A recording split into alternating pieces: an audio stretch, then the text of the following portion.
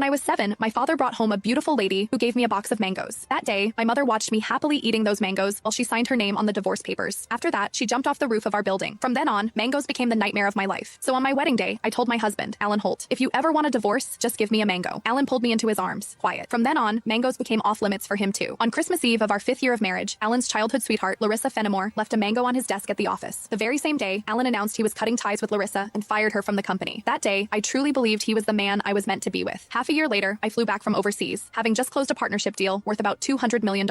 At the celebration dinner, Alan handed me a drink. After I had finished half the glass, his so-called childhood sweetheart, the woman who had been kicked out of the company, stood behind me with a big grin and asked, "Does the mango juice taste good?" I stared at Alan in disbelief, and he was trying hard not to laugh. "Don't be mad. Larissa insisted I played a little joke on you. I didn't actually give you a mango. I just gave you a bottle of mango juice. But I think she's right. The fact that you don't eat mangoes is a real problem. You were really enjoying that juice just now." My face went cold. I lifted my hand and threw the rest of the mango juice in his face, then turned around and walked away. Some things are never a joke. I wouldn't kid around with mangoes or divorce. Ms. Mendez, your stomach condition flared up again because of stress and emotional triggers. If there's something you really don't like to eat, you mustn't force it down again. The next time might not just be a stomach ache. We might have to remove part of your stomach. Stay in the hospital for observation for 1 day and contact your family as soon as you can. When I heard the doctor say that, I went completely quiet. For the sake of a new project, I had been overseas for 39 straight days, working day and night, and I finally made it back in one piece. I never expected that at the celebration dinner, one glass of mango juice from Alan would land me right in a hospital bed. Out of habit, I tapped open my pinned chat on WhatsApp, typed 2 words, and then realized something felt off. Looking closely, I confirmed that it was Alan Holt. He had just changed his profile picture. Now, it was a green mango. While I was staring blankly at the chat window, Alan's call came through. He sounded cold. "I'm already home. Where are you?" I said nothing. Any other time, I would soften my voice and act like a spoiled little girl with him. But tonight, I honestly didn't know what to say. Alan sounded annoyed. "Myra, how long are you planning to keep this up?" "I'm at the hospital." Alan went quiet. He had never shown much interest in my health. He would never have guessed that one glass of mango juice from him would send me straight to the emergency room. "Stay put at the hospital. I'm coming over right now." I didn't want to deal with him, but my body was so weak that I didn't feel like moving at all. Time dragged by. The doctor came in to check on me 3 different times, and Alan still didn't show up. Right before I went to sleep, I glanced at my phone one last time and saw Larissa Fenimore's new post on her social feed. "Every time I get hurt, my knight in shining armor shows up. I'm so lucky." The picture under it was a shot of Alan putting a bandage on her. Larissa's profile picture was a yellow mango. It was pretty, but it made me sick. Alan and I had known each other for 10 years, and he had always known exactly where my bottom line was. After so many years in business, he also knew perfectly well how to keep a proper distance from other women. But now, he kept crossing that line again and again. In that case, our marriage and the newest project I had negotiated no longer needed to exist. I had closed a $200 million deal in West Arkin that could have changed the company's future, but at that moment, it didn't matter anymore. When I woke up the next morning, Alan hadn't sent a single message or made a single call. I wasn't even angry. After the follow-up check confirmed I was fine, I went straight home to a 5,300 square foot luxury villa that Alan and I had bought the previous year. 7 years ago, when we graduated, we squeezed into a basement room and shared 1 cup of instant noodles. 5 years ago, when we registered our marriage, we ate at a street food stall and went home with a tiny 4-inch cake. Now, I was alone in a huge empty house, nursing my wounds by myself. I figured I would get used to it eventually. I was reviewing the divorce papers the lawyer sent me when Alan finally came.